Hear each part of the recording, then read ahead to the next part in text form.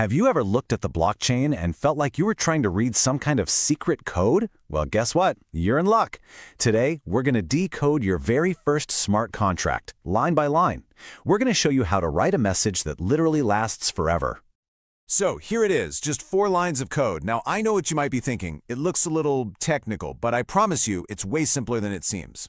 This is basically the hello world of the new internet, and it's the first step to building pretty much anything on the blockchain. We're going to break down every single piece of it. But hey, before we get into the weeds, let's just think about the big picture for a second. What if you could write something down, a message, a promise, anything really, that could never, ever be changed or deleted? That's the real power we're tapping into with this simple little piece of code. Okay, to really get how this works, we have to start at the very top. We're setting the ground rules. So let's look at that first line. And here's the funny thing. This line isn't even for the computer. It's a note for other people, for other developers. You see those 2 little slashes right at the beginning? In the world of coding, that's a signal. It tells the computer, hey, ignore everything after this on this line.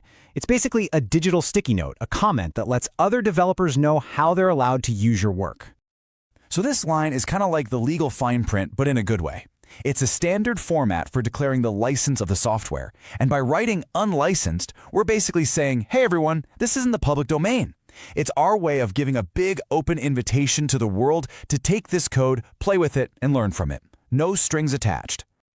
All right, line 2. Now this is where things get serious. Unlike that first line, which was for people, this one is a critical instruction for the computer itself. This is us telling the machine exactly which tools it needs to get the job done.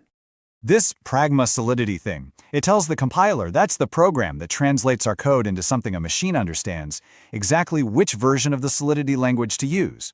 You can think of it like telling your computer, hey, you have to open this file with Word version 2021 or newer.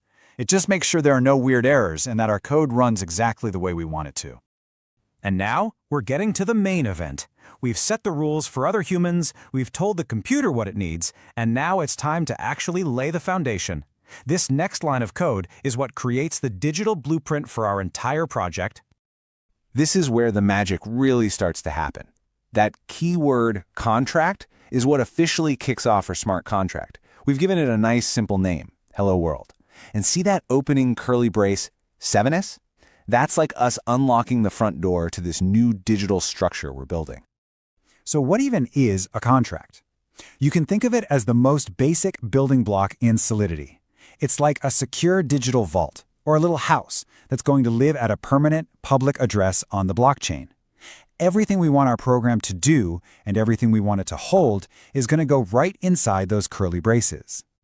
All right, so we've built the container, we've laid out the blueprint. Now it's time to actually put something inside it.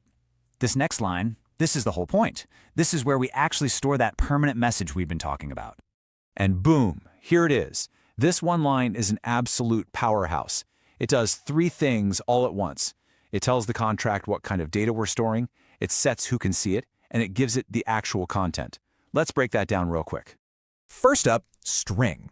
That just tells the contract, okay, the data I'm about to give you, it's going to be text, a string of characters. Easy enough.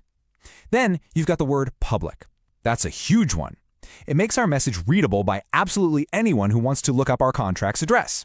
It's kind of like writing our message on a giant public billboard for the whole world to see. And finally, this is it. The actual message itself. This exact phrase, hello Web3, is the piece of data that will be permanently carved into the blockchain's history when we launch this thing. It might seem simple, but it's forever.